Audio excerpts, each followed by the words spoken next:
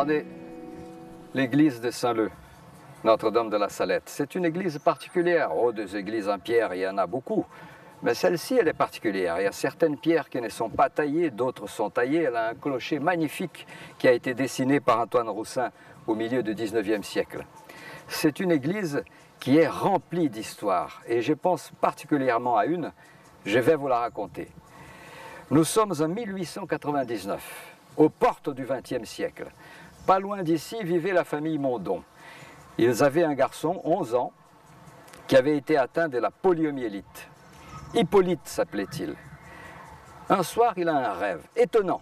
Le matin, lorsqu'il se réveille, il va rencontrer sa mère qui se trouvait dans la cuisine et dit « Maman, j'ai rêvé que si vous m'amenez à l'église de Saint-Leu, si vous m'amenez en haut où il y a le calvaire de la Salette, je pourrais être guéri. » Ses parents, comme ils étaient très croyants, se sont exécutés. Ils ont pris le garçon, ils sont venus là, ils ont rencontré là le père Théalier, qui était le curé à l'époque. Ils ont raconté les rêves d'Hippolyte. Et le père Théalier était surpris et heureux en même temps, voyant la croyance de ces gens-là. Il a dit, écoutez, vous montez là-haut, moi je reste prier dans mon église. Et figurez-vous, on a transporté avec beaucoup de difficultés Hippolyte jusqu'en haut. Sa mère a pris de la terre autour du calvaire, elle a frotté ses genoux avec, et figurez-vous, il est descendu par ses propres moyens.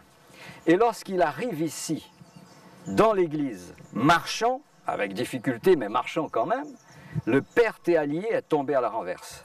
Et puis il se relève. Il dit, j'ai honte, parce que j'aurais dû trouver normal. Si j'avais foi dans ma prière, j'aurais dû trouver normal que tu sois venu par tes propres moyens. Voilà une des histoires qui renforce la croyance autour du pèlerinage de la Salette.